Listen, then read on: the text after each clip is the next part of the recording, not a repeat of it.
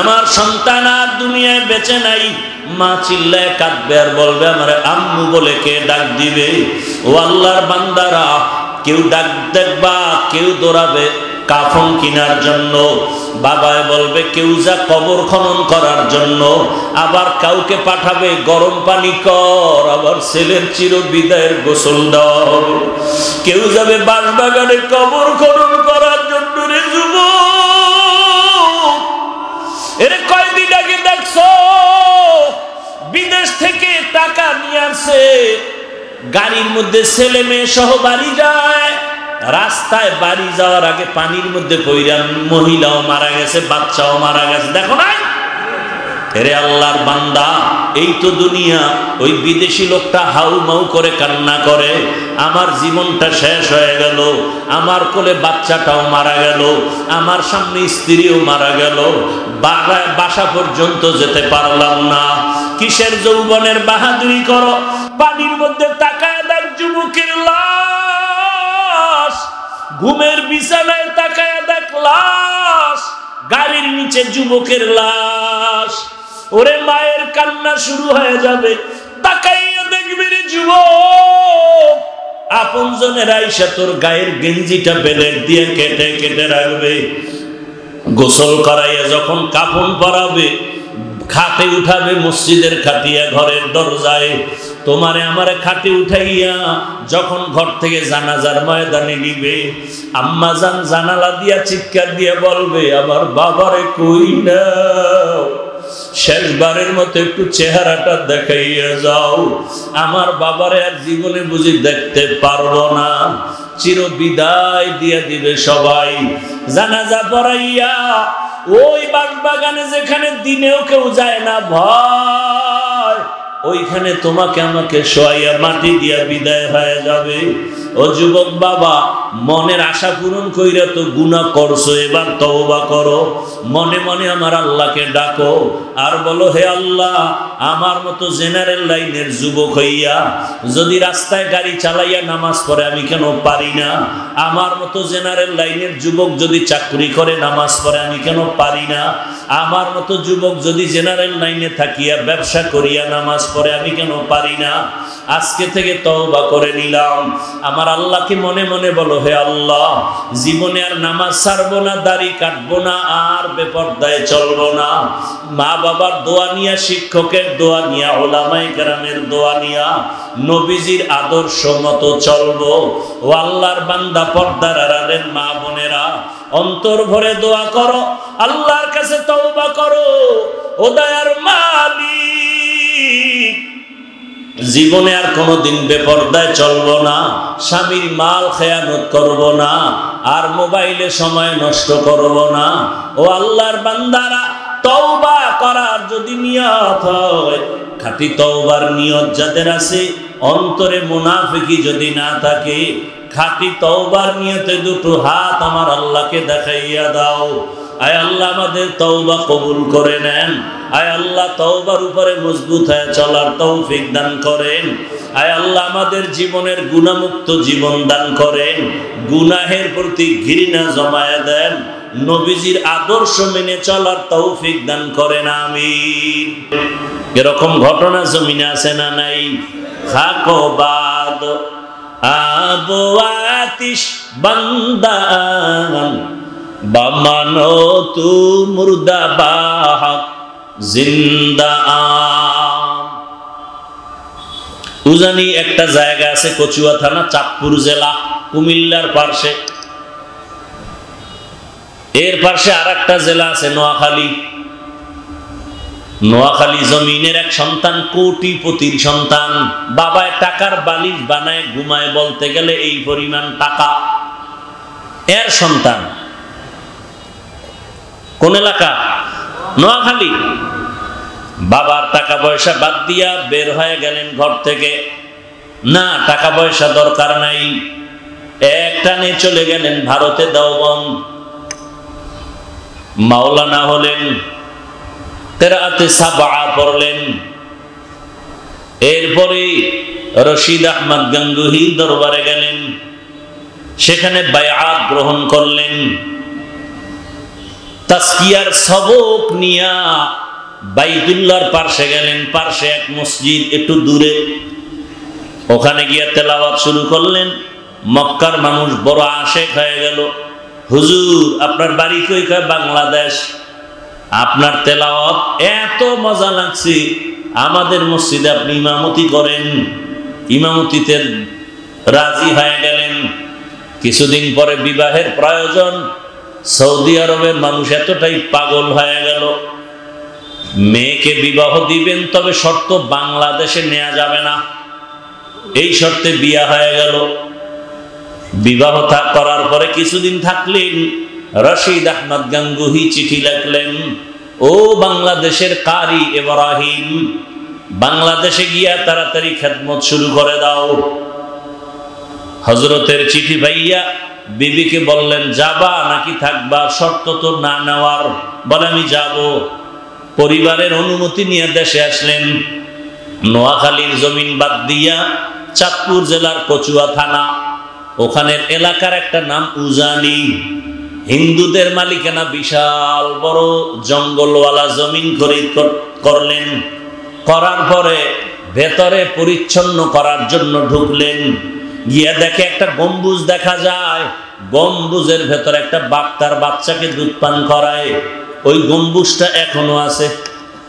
উজানি গেলে দেখবেন বিশাল বড় মসজিদের দক্ষিণ পশ্চিম কর্নারে ওই গম্বুজ। কারি ইব্রাহিম কয়, রে বাপ, বনিয়াদম এখানে সে থাকবে, তুমি তোমার গন্তব্যে চলে যাও। কারি ইব্রাহিমে কথা বলা মাত্র কুমিল্লা জেলার একটা থানা আছে লালমাই। লালমাই থানার পাশে একটা পাহাড় আছে, লালমাই পাহাড় বলে। বলতে বলতেই বাঘ তার বাচ্চা কাঁধে নিয়ে লালমাই পাহাড়ে রওয়ানা। আপনি মাথা পাগল হয়ে যাবে, এটা কেমন করে সম্ভব? আপনি বলবেন এটা হতেই পারে না। আল্লাহ কয়, আমার কুদরতের দ্বারা সম্ভব। আল্লাহর কাছে মানুষের থেকে প্রিয় কোনো বস্তু নাই, প্রাণী নাই।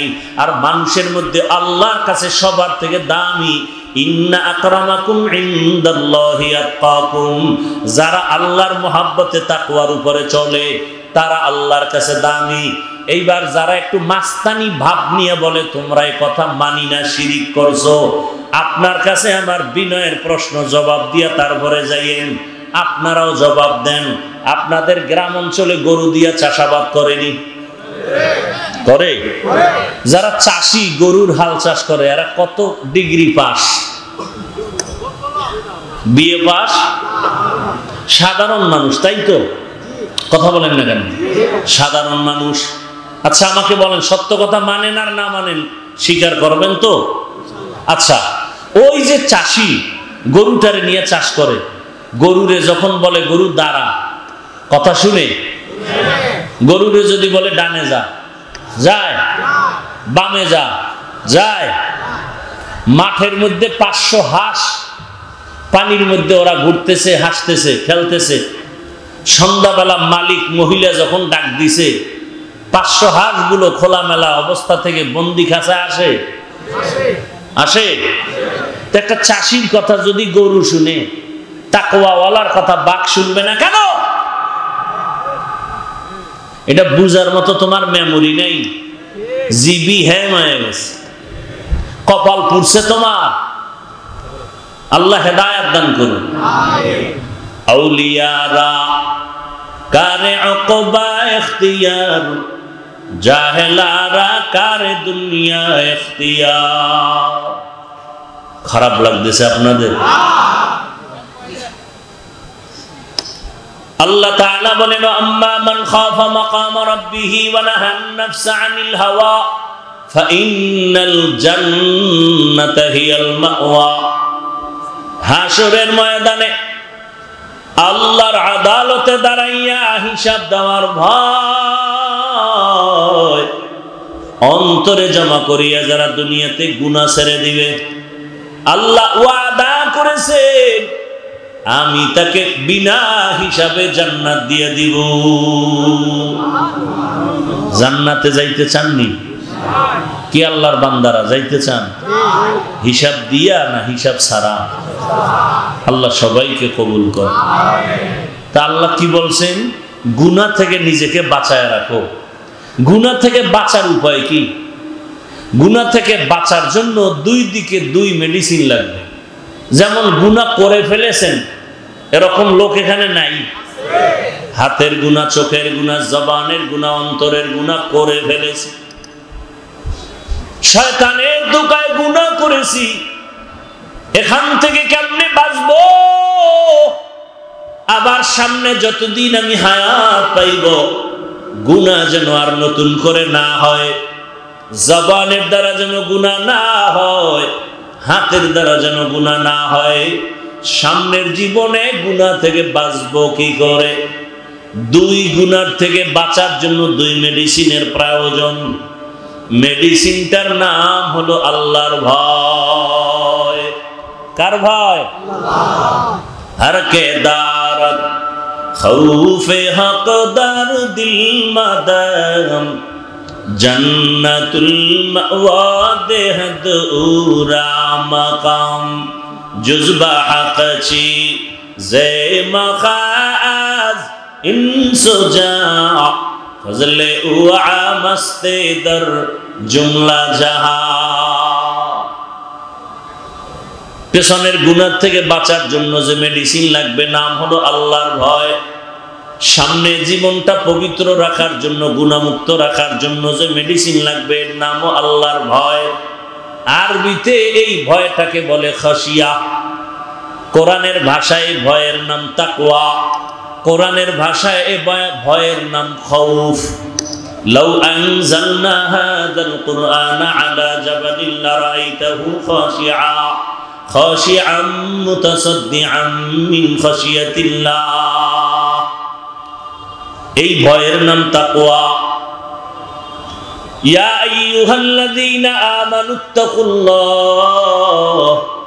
ওয়া কুনু মা'আস সাদিকিন। আল্লাহকে আমাকে ভয় কর। ইন্নামা ইয়াখশাল্লাহা মিন ইবাদিহিল উলামা। জমিনের মধ্যে যারা আসল উলামা তারা আল্লাহকে ভয় করবেন। খাশিয়াও মানি আল্লাহর ভয়, তাকওয়াও মানি আল্লাহর ভয়, খাউফুন মানি আল্লাহর ভয়। অতীতের গুনাহ থেকে বাঁচার জন্য আল্লাহর ভয় অন্তরে জমা করো। ভয়ের নাম খাশিয়া। সামনের জীবনে যেন গুনাহ না হয় এজন্য যেই ভয়টা লাগবে ওই ভয়ের নাম তাকওয়া। পেছনে আল্লাহর ভয় নিয়ে তওবা করো, সামনে যেন তোমার আমার দ্বারা গুনাহ না হয়। জীবনে তো গুনাহ কম করো না রে যুবক বাবা। ও আমার যুবক, গুনাহ করতে করতে করতে করতে চেহারাটা নষ্ট। এত গুনাহ জীবনে করেছে রে বাবা। আমি এতক্ষণ আপনাদের যে বয়ান শুনাইতেছি একবারও কিন্তু বলি নাই সবাই গুনাহ ছাড়িয়া স্কুলে যারা আছো স্কুলে তালা দিয়া মাদ্রাসায় যাও।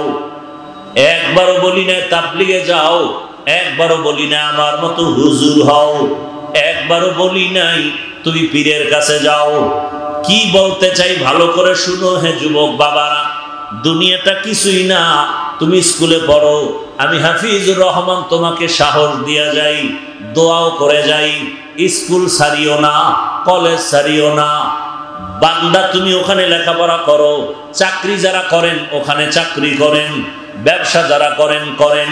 চাকরিও ছাড়তে হবে না, ব্যবসাও ছাড়ার প্রয়োজন নাই।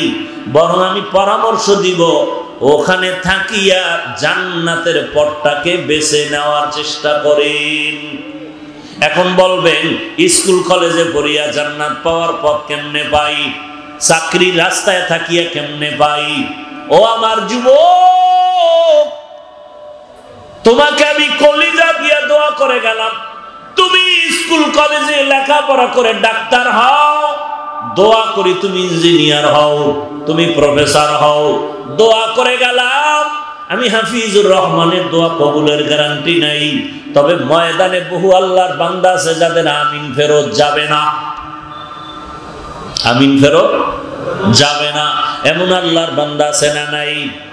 বহু আল্লাহর বান্দা আছে, ও যুবক তুমি প্রফেসর হও, দোয়া করি তুমি এমপি হও, মন্ত্রী হও, তুমি ওসি হও, ডিসি হও, এসপি হও, তবে ছোট একটা সতর্কতা, বেয়াদব হইবা না।